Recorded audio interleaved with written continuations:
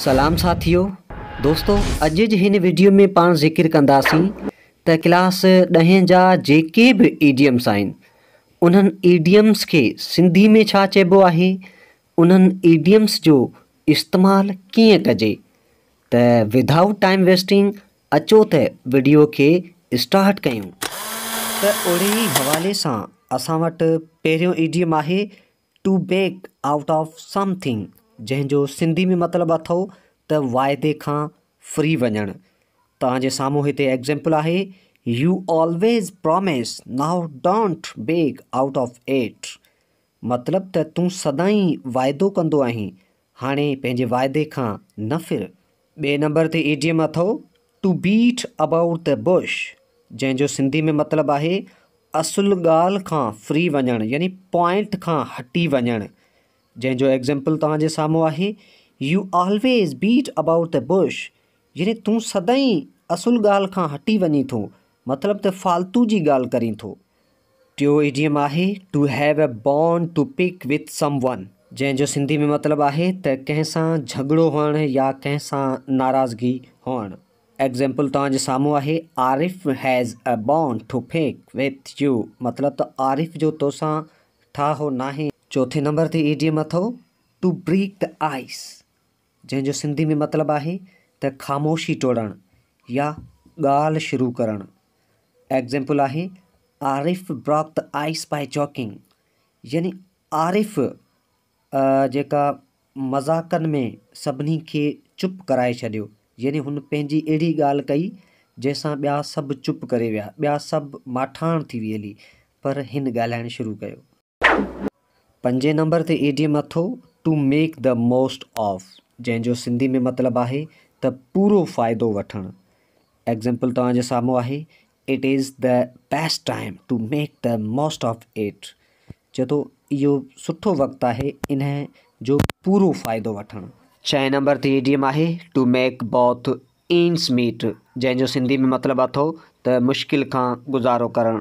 मिसाल जे लाइ सेंटेंस आहे, in this job it's quite difficult to make both ends meet, चए थो इन्हे नौकरीअ मां ॾाढो मुश्किल आहे गुज़ारो करणु।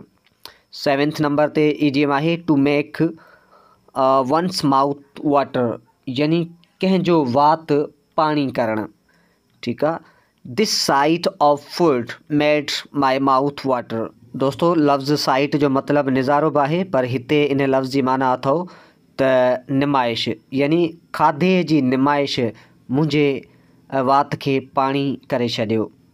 दोस्तों अठों नंबर ईडियम आहे बाय फिट्स एंड स्टार्ट, जंहिंजो सिंधी में मतिलबु आहे त कॾहिं कॾहिं, ठीकु आहे, इरेगुलरली, कॾहिं कॾहिं। My computer works by fits and start, यानी मुंहिंजो कंप्यूटर कॾहिं कॾहिं कमु करे थो। दोस्तों 9 नंबर ते ईडियम आहे day in and day out, जंहिंजो सिंधी में मतिलबु आहे रोज़ानो।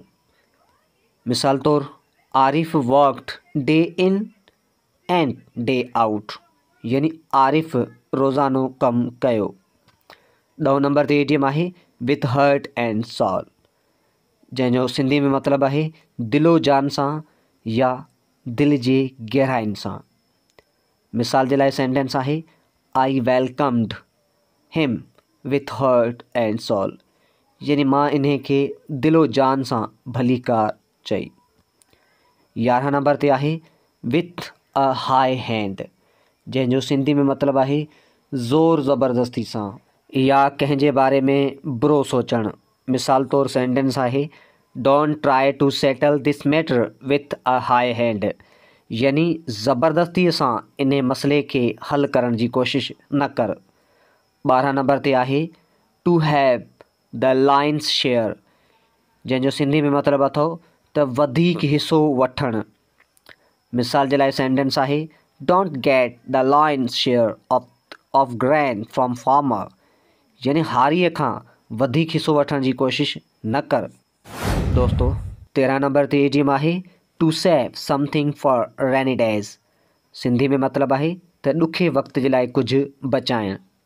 U should save money for rainy days, यानी तोखे मुश्किल वक़्त जे लाइ कुझु बचाइणु घुरिजे। 14 नंबर ते आहे to cry over the spilt milk, यानी वयल शइ ते या विञायल शइ ते रोअण या लुक वाहिण। हेठियां जुमिलो आहे, it is no use of cry over spilt milk, यानी वयल वक़्त ते रोअण जी का बि ज़रूरत नाहे। इन जो ॿियो बि मतिलबु थी सघे थो त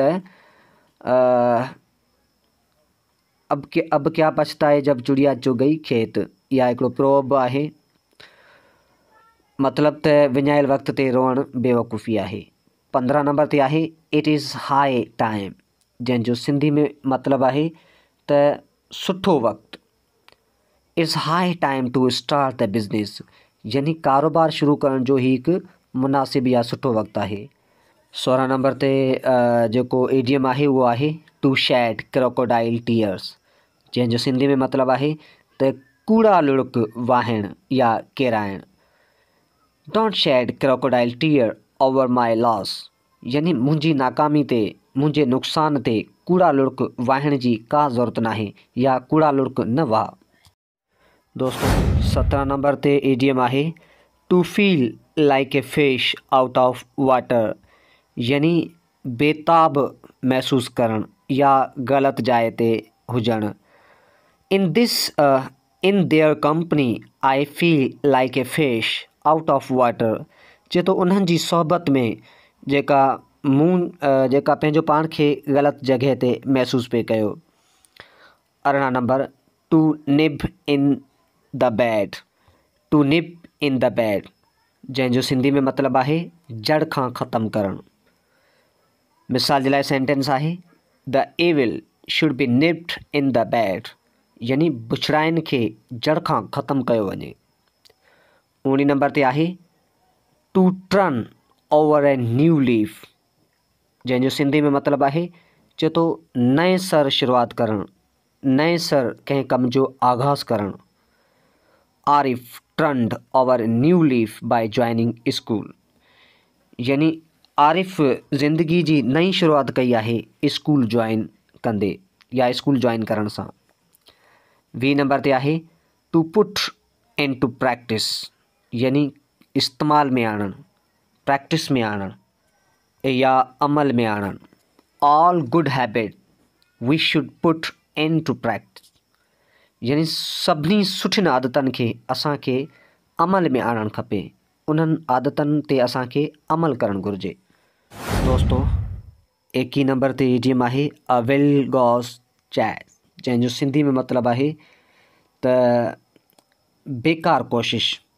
डोंट इन्वॉल्व मी इन अ वेल गॉस कैश, यानी बेकार कमनि में, बेकार कोशिश में मूंखे शामिलु न कयो। 22 नंबर ते आहे टू एंड इन स्मॉक, जंहिंजो सिंधी में मतिलबु आहे त बिना कंहिं मक़सदु, बिना कंहिं नतीजे। मिसाल तौरु his efforts in this regard ended in smoke, यानी इन रिगार्ड, इन हवाले सां इन जूं जेके बि कोशिशूं आहिनि उहे बिना कंहिं मक़सद जूं आहिनि। एट अ लॉस 23 नंबर ते, जंहिंजो सिंधी में मतिलबु आहे त मुंझियल, ठीकु आहे, परेशान, पज़ल्ड। मिसाल तौरु Arif was at a loss two here this news, यानी आरिफ इहा ख़बर ॿुधी ॾाढो परेशान थियो, ॾाढो मुंझी पियो। 24 नंबर ते आहे विथ फ्लाइंग कलर्स, जंहिंजो सिंधी में मतिलबु आहे त वॾी कामयाबीअ सां। जुमिलो आहे may you success with flying colours, चए थो शल तूं वॾी कामयाबी माणी, शल तूं वॾी कामयाबी सां कामयाबु थी। दोस्तों 25 नंबर ते इडियम आहे ऑड्स एंड एंड्स, जंहिंजो सिंधी में मतिलबु आहे त लाड़ा चाढ़ा या ग़लति तरीक़े सां कंहिं शइ जो हुजणु, माना अॻिते पोइते टिड़ पकड़। मिसाल तौरु why your all things are odds and end, चलो तुंहिंजूं सभु शयूं टिड़ पकड़ थियल छो आहिनि, डिसऑर्डर तरीक़े सां छो आहिनि। 26 नंबर ते आहे अंडर वन्स नोज़, यानी बिल्कुलु वेझो हुजणु, क़रीब हुजणु, ठीकु आहे, पहुच में हुजणु। मिसाल तौरु I search it here and there, चए थो मूं इन शइ खे हिते हुते निहारियो but it was lying under my nose, पर इहो त मुंहिंजी बिल्कुलु वेझो पई हुई। दोस्तो 27 नंबर वारो जेको ईडियम आहे ॾाढो इंट्रस्टिंग आहे। असांजी काफ़ी संगत जा बि हाल साॻिया आहिनि।